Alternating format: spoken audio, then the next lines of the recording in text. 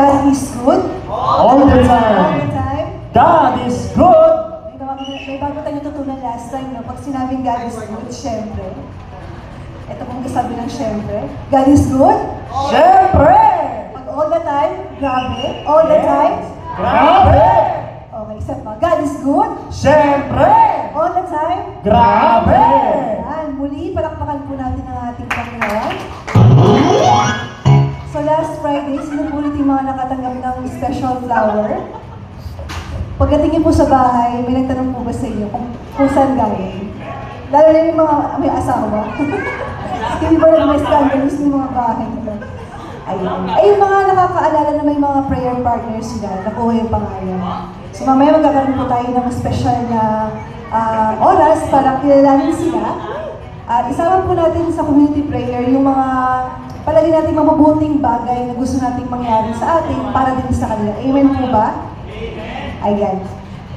Ito po ang aking unang ganap as prayer leader sa taong ito ng 2026. Supposedly dapat last January 9, pero closed ang parish natin, compound. Naniniwala ako na kasama yun sa plano ng Diyos na yung cancellation, rescheduling, dahil lahat ng nangyayari ay ino-orchestrate ni Lord. Naniniwala po ba kayo? Naniniwala po ba kayo na pati ang pagpunta niyo rito ay plano din ng Panginoon? Amen. Dahil ang kanyang timing is always perfect. At ang ating pag-oo ay ang pinakamalaking bahagi nito. Una sa lahat, guys, ko pong i-share yung isang homily na naatinan ko yesterday sa aming San Roque Cathedral Parish sa South Caloocan, kung saan ako usually umaattend ng weekdays and even Sunday Masses. Sabi ng priest presider, may dalawang okasyon lamang daw po na kung saan ay may pinakamaraming bilang ng mga nagsisimba sa simbahang Katoliko. So, yung loob ng isang taon. So, mayroon lamang dalawang okasyon na kung saan makikita mo standing sa loob ng simbahan at nag-uumapaw hanggang sa labas ng simbahan. May hula po ba kayo kung ano yung occasion na to? Ano yung, sino po alam? Christmas? Ash Wednesday? Ano pa? Easter Sunday? Palaspas? Hindi ko alam kung magugulat kayo o mapaparealize nyo, oo nga. Actually, ito yung top 2 occasions na kung saan mapapansin nag-uumapaw yung simbahan. Ash Wednesday at Palm Sunday. So sabi ni Father, during ng Lenten recollection nila, ito yung mga napapansin nila na kung every year talagang umaapaw ang simbahan. At ang daming misa. Minsan mas marami pa sa regular na Sunday Mass. So either of the two nagtatapon doon, either Ash Wednesday or Palm Sunday. Hindi po Christmas Day or Pasko ng Kapanganakan, hindi yung Easter Sunday or Pasko ng Pagkabuhay. Kahit po Dawn Masses or Simbang Gabi, hindi rin po yun medyo, pero nagtatap pa din yung Ash Wednesday at Palm Sunday. Napapansin niyo po ba yun? Hindi naniniwala po ba kayo? Lalo na ng Wednesday, no? Kahit yung Santo Domingo, nagulat ako. Ang laki-laki yung simbahan, kaya pala mapuno, oras-oras. Now, ano po kaya ibig sabihin nito? To be honest, pag naririnig ko yung mga kasabayan ko nagsisimba, lalo na po nung Ash Wednesday, most church mass-goers, ang habol lang ay yung paglalagay ng abos sa loob. Para daw, protection laban sa sakit, kapahamakan, or even masamang espiritu. Parang, shock ako. At karamihan naman ng mga nagpapabasbas ng palaspas, kaya sila nagpapabasbas kasi pampaswerte raw, pantanggal ng malas, ginagawang lucky charm, yung palaspas. So you see, ganun mag-isip, to be honest. Kahit kung tumawid ako ng Quiapo Church, di ba hindi nila masimula ng misa, di ba huwag sila makamisa, basta makapagpaabo lang sa loob. Of course, matutuwa ka kasi ang dami na sisimba. Marirealize, ang dami pa ng Katoliko. Pero sa kabilang banda, mapapaisip ka rin eh. Sa loob ng isang taon, saan kaya itong mga taong ito? During other church celebration and observation or even regular Sunday Masses, then again, somehow, mapapasalamat ka rin kasi at least nagsisimba at least once or twice a year. Nagpapakita sa simbahan kaysa wala. Then the priest says that ang panalangin po ay, especially ang pakikilahok sa banal na Santa Misa, lalo na kung Sunday, is a form of dying to oneself. Or yung pagpapakamatay sa sarili. Kasi, sabi ni Father, you chose to spend at least 1 hour of your time kaysa doon sa mga bagay na pwede mong gawin.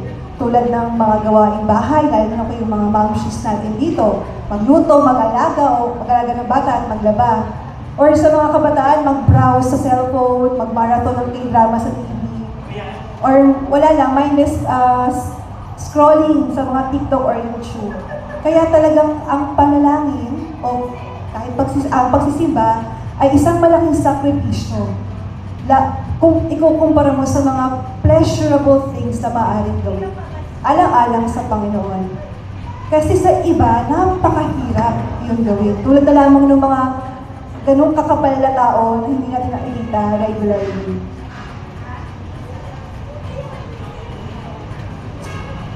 Pero sa ating mga naririto, naniniwala ako na parang second nature na natin.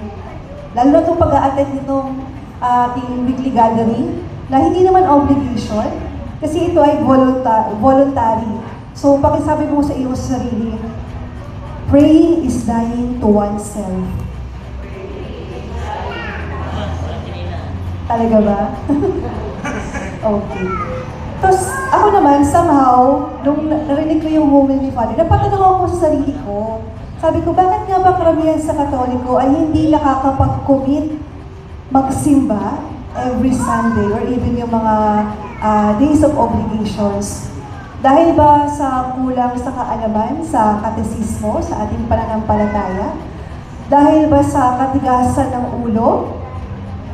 O baka naman dahil sa mga mismong taong simbahan, pari man o mga laikong naglilingkod sa loob ng simbahan. Or maaaring all of the above.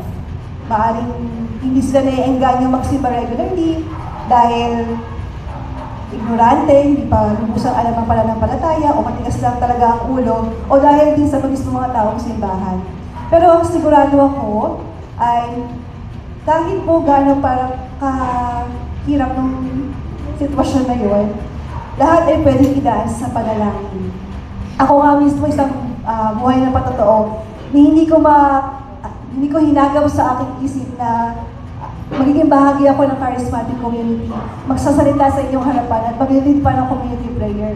So every time na makakaharap ako ng parang ang hirap naman, Lord, ng sitwasyon katulad ng nakwento ko sa inyo, na-realize ko kung ako nga na isang matigas na ulo, nagawa ni Lord na palambutin na ito nasa inyong harapan dahil sa pananalangin, dahil sa pananampalataya.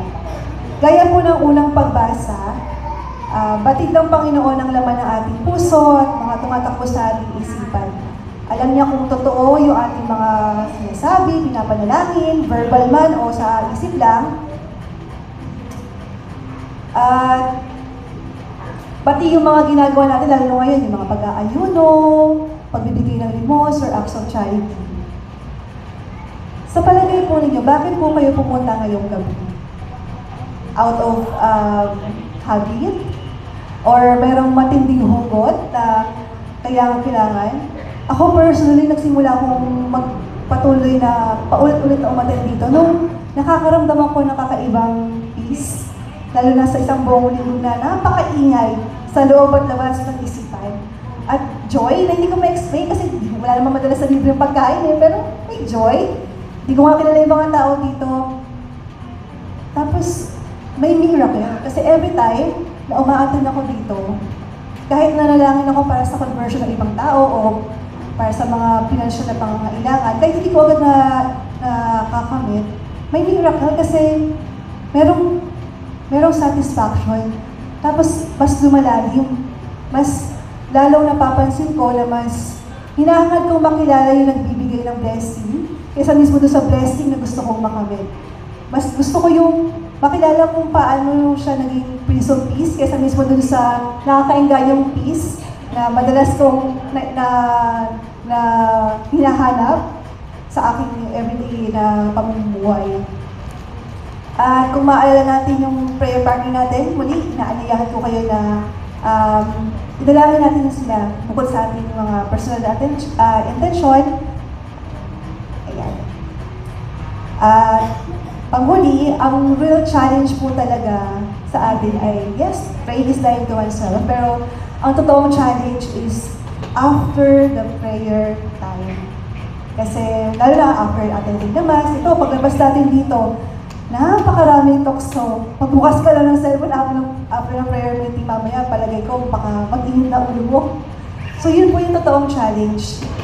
Yun yung totoong dying for oneself. It is just more than 1 hour, or at least more or less 1 hour of prayer time. It is the rest of the 24 hours. So imagine kung gaano kahaba pa ilalakbayin natin. So kailangan po talaga natin ang grasya ng Panginoon. So lahat po ng intention natin, lahat ng mga realization ngayon, bitbitin po natin ito at sama-sama po na tayong makipag-usap sa ating Panginoon. Magsitayo po ang lahat. Sa ngalan ng Ama, ng Anak at Espiritu Santo. Amen. Magandang gabi po, Panginoon. Maraming salamat po, Lord. Nakabalik kami muli sa kwarto na ito. Muli nagkakatipon-tipon upang sama-samang manalangin at sumamba sa iyo. Thank you, Lord, ngayong Friday, niinitahan mo kami para makapag-usap sa iyo sa pamamagitan ng mga community prayers, Lord. Ito pong sinit na ito ang ating banal na tagpuan. Turuan mo po kami, Panginoon, kung paano manalangin, kung paano ka dapat kausapin. Nang sa gayon, Lord, ay maging ganap ang aming pakikipag-isa sa iyo. Come, Holy Spirit, teach us how to pray. Please lead our thoughts toward God. Help us to orient our hearts and minds in the proper disposition in encountering the Lord. Ayon sa salmong tugunan kayo ng ngayong araw, Diyos ko, iyong tinatanggap, pakumbaba at pusong tapat. Pagkalooban niyo po kami, Lord, ng grasya, ng pagpapakumbaba, nang sa gayon, Lord, ay maging totoo kami, Lord, sa aming paglapit sa iyo. Ako'y kaawaan o mahal ng Diyos, sang-ayon sa iyong kagandahang loob. Mga kasalanan ko'y iyong pawiin, ayon din sa iyong pag-ibig sa akin. Hugasan mo sana ang aking karunhan, dalisayin mo ang aking kasalanan. Turuan mo po kami, Lord, bumalik sa pinakasentro ng pananalangin, Panginoon.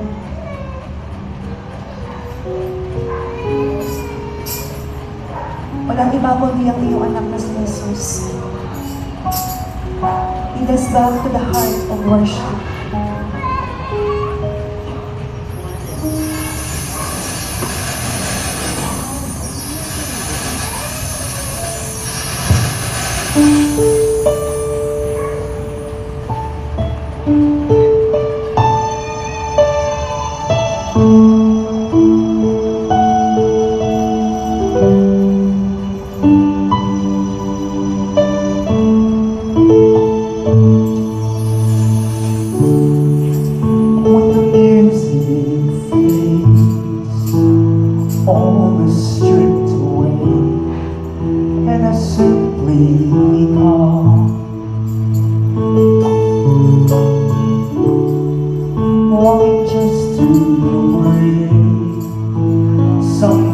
That's worth that will bless your heart.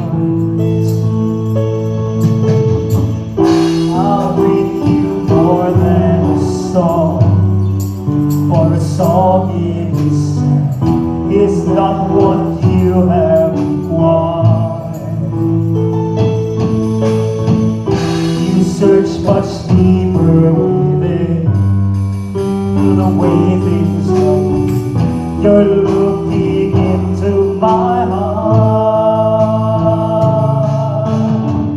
I'm coming back to the heart of worship, when it's all about you, and it's all about you. I'm sorry, Lord, for the things I needed, when it's all about you. It's all about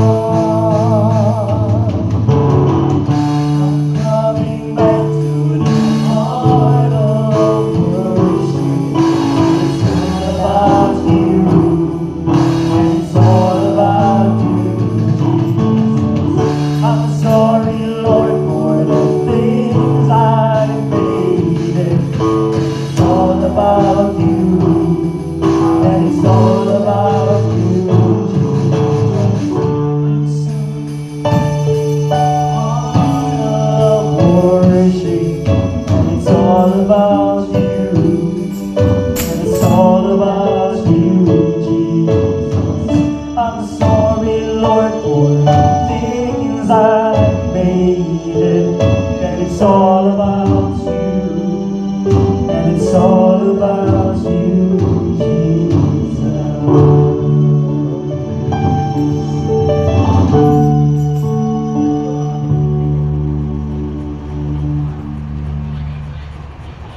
Nakabagin namin, Panginoon. Tinataas mo namin sa iyo, Lord, lahat ng mga bagay na binubulo sa amin, yung aming isipan, ng sa iyo, Lord. Mga gagandang bagay lamang po ang aming isipin. Inisin po ng kapalmahalang dugo ng iyong anak na si Jesus ang aming isipan mula sa mga memorya namin, Lord, na hindi maganda, aming mga painful memories, ang aming mga maruruming isipan, maging ang aming mga imagination, fantasies. Lord, inisin mo po ito para, Lord, lahat ng mga kaaya-aya, mga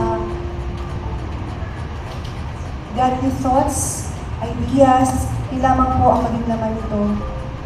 Ganun din, Lord, yung mga plano na hindi naayon sa kalooban, Lord, ay isusuko din namin sa iyo.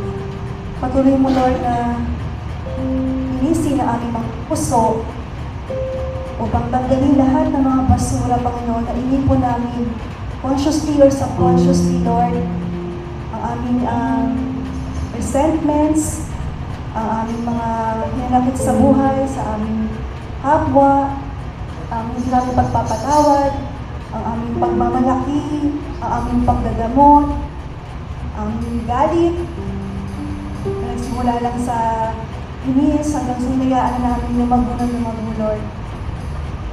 Hugasan po ng kamal-mahalang dugo ng iyong anak ang aming puso. Nang sa gayon, Lord, ang aming puso ay maging karapat-dapat na luklukan at sentro ng trono ng iyong anak.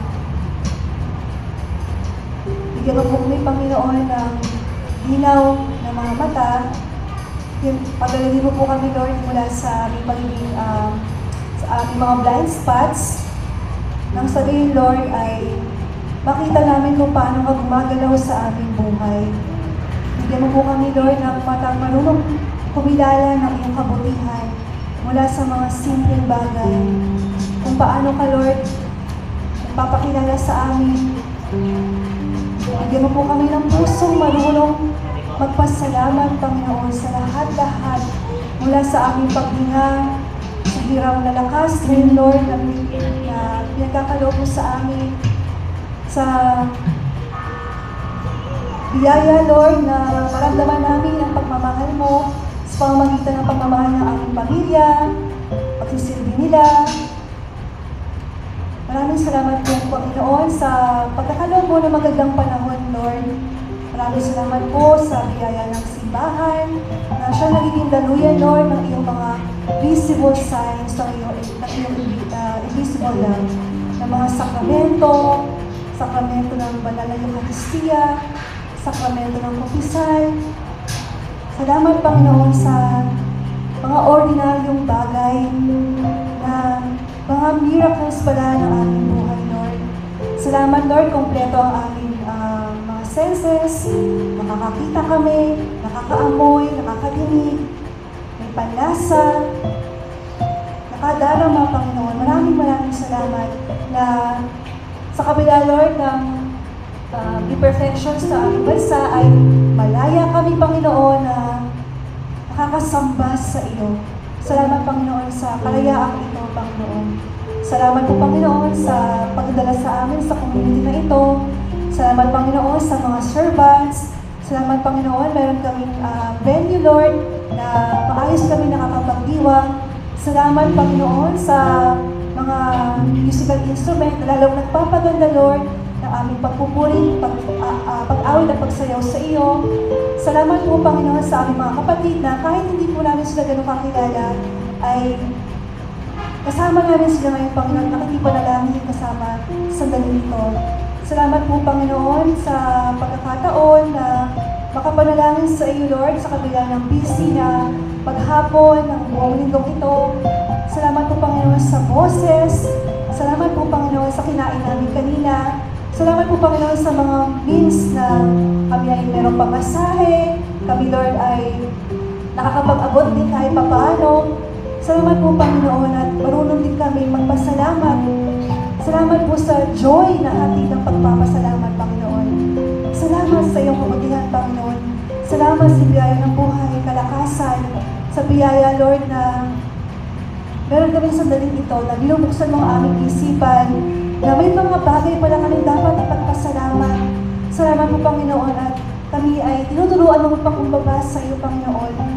Salamat po, Panginoon, at unti-unti mo kami naiyakap at inaalis mo, Lord, lahat ng mga bigat na aming naranasan kung buong linggo ito.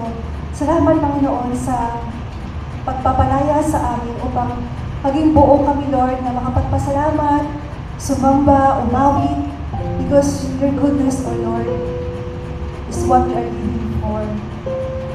You are always faithful, you are always generous, you're so gracious.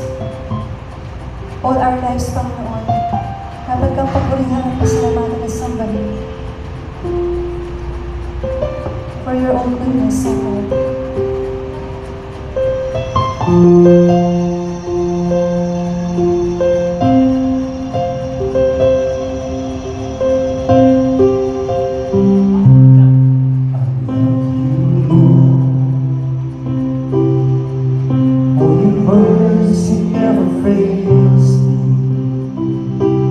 All my days I have held in your hands. From the moment that I wake up until I lay my head, and I will sing of the goodness of God. All my life you have been faithful. All my life you have been so, so good. Every breath that I am able, I will sing of the goodness of God.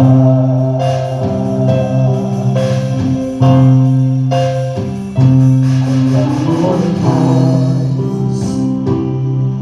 You have led me through the fire, in darkness time, on those night hours.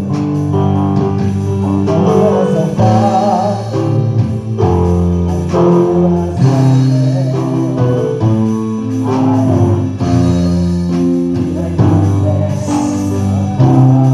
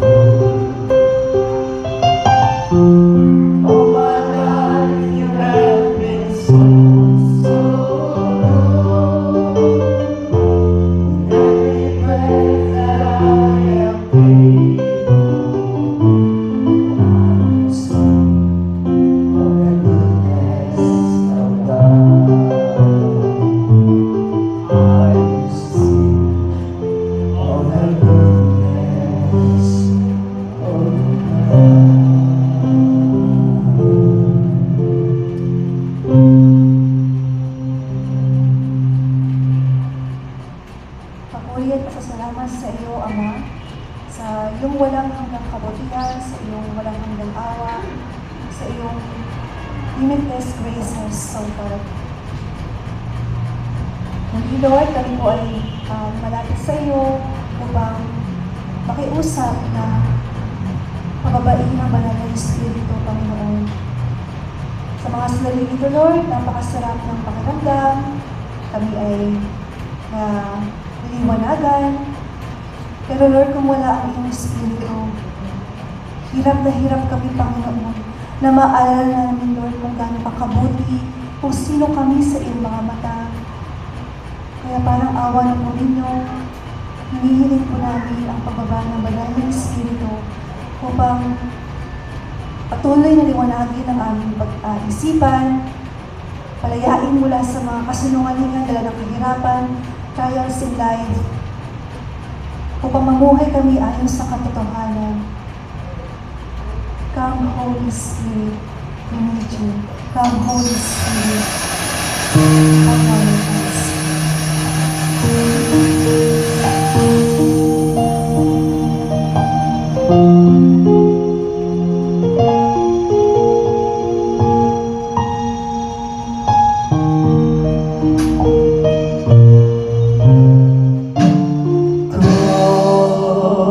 Holy Spirit, I need you.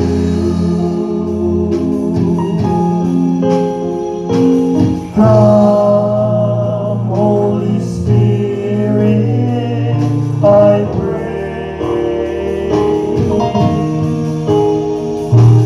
Come with your strength and your power. Come in your own special way. Come like the spring in the desert. Come to the withered of souls. Lord, let your sweet healing power touch us and make us whole.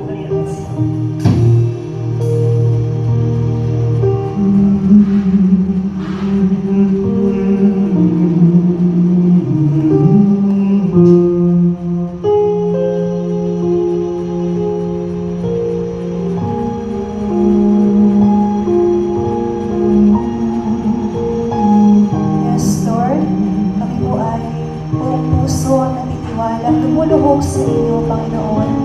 Nadirigin niyo po ang panalangin ng aming community.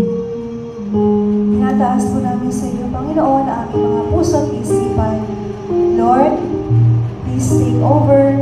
Nang sa gayon, Lord, ay patuloy po kami mga gamit, Panginoon. Hindi lamang during nung kami ay nag-gathering, Lord, upang maipadama namin sa aming mga mahal sa buhay kung paano mo tunay na minamahal ang bawat isa sa amin. Tinataas mo namin sa inyo, Panginoon, aming mga sugat, visible man, Lord, or hindi nakikita, lalo na, Lord, yung mga natabunan sa haba ng panahon. Parang awa mo na, Lord, pagalihin mo na kami, Lord, sugat na dala ng aming kasalanan, pati Lord, yung mga self-inflicted pain, Panginoon. Palayain mo na kami, Panginoon. Palambutin mo, Lord, ang aming mga isipan at puso upang buong-buo ang pagsunod namin sa iyo, Lord, sa lahat ng oras. May nakakakita man o wala, Panginoon. Kailangan din po namin, Panginoon, ang tagalingan ng katawan, Lord. Batid mo po ang karamihan sa amin, hapong-hapo, dahil sa bigat ng trabaho, gawain sa mga hapon. Ikaw po, Lord, ang source ng aming strength.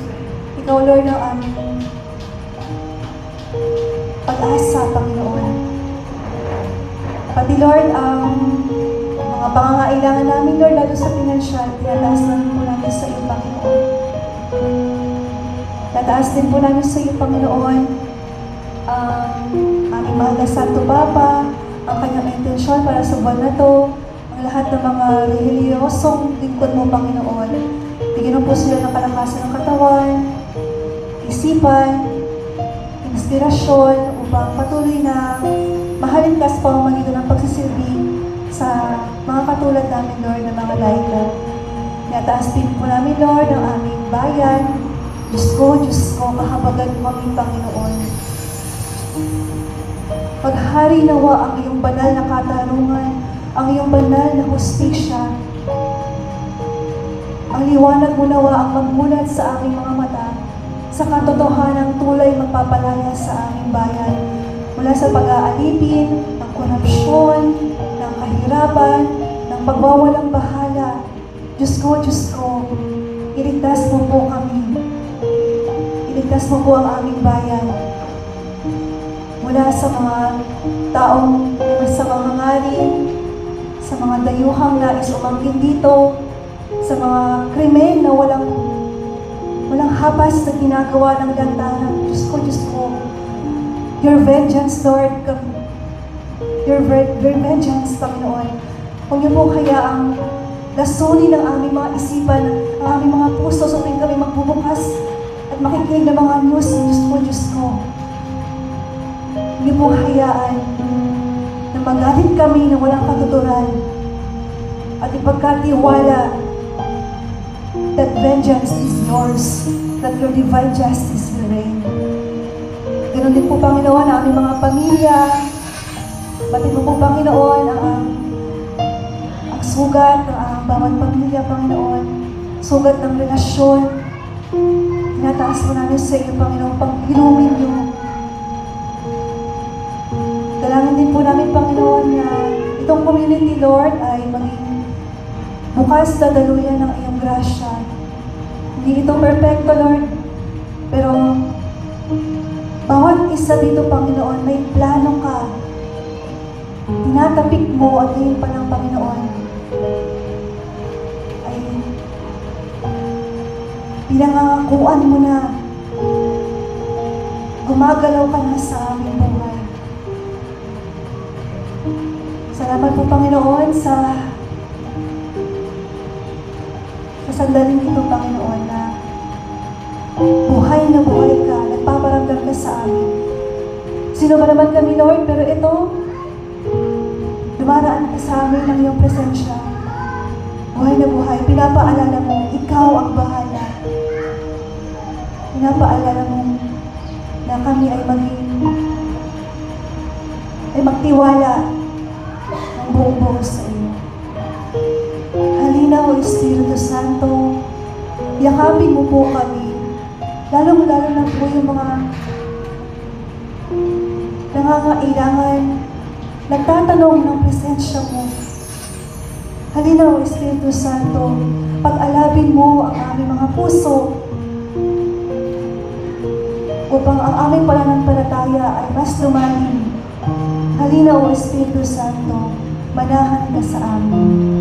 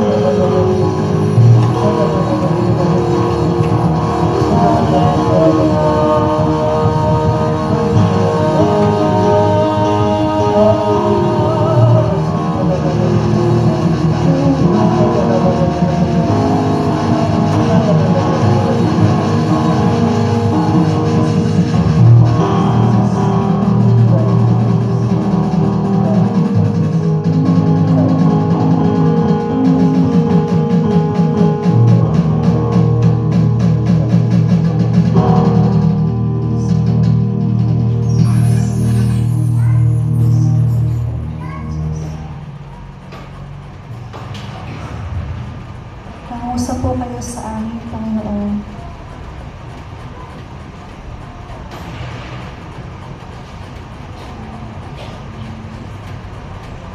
Yes, Lord. Salamat po. Salamat, Lord. Totoo nga, buhay ka. Umagalaw. May ginagawa. At may nangyayari sa sandali nito. Salamat po, Panginoon, sa lahat-lahat, higit sa lahat, sa pagbibigay mo ng iyong buktong na anak, Panginoon. Panginoong Jesus, maraming salamat. Pinanggin mo ang aming katauhan. Salamat, Lord, lahat ng mga ginagawa namin bilang tao na may katawan ay nagiging banal. Salamat sa pagpapaalala namin na hindi lamang tao lang kami, kundi tao kami na may dignidad, na mahal mo.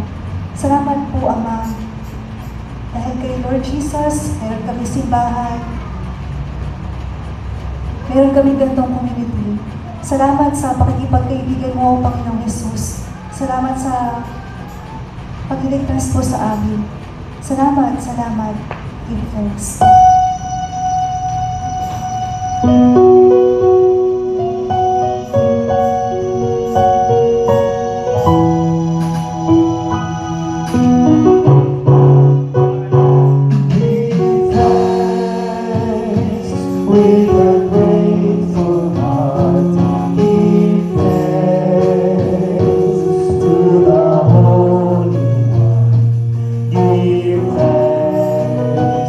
Because He's given Jesus Christ, His Son. Give thanks with a grateful heart. Give thanks to the Holy One. Give thanks because He's given Jesus Christ, He's the Son. And now let the weak say, I am strong. Let the poor say, I am rich, because of what the Lord has done for us. And now let the weak say, I am strong. Let the poor say, I am rich, because of what the Lord has done for us. Give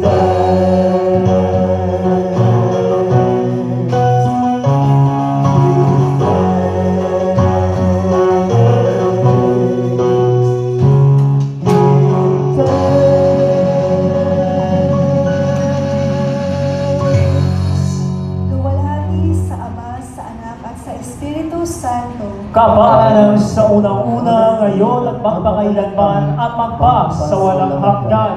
Amen. Sa ngalan ng Ama, ng Anak, ng Espiritu Santo. Amen.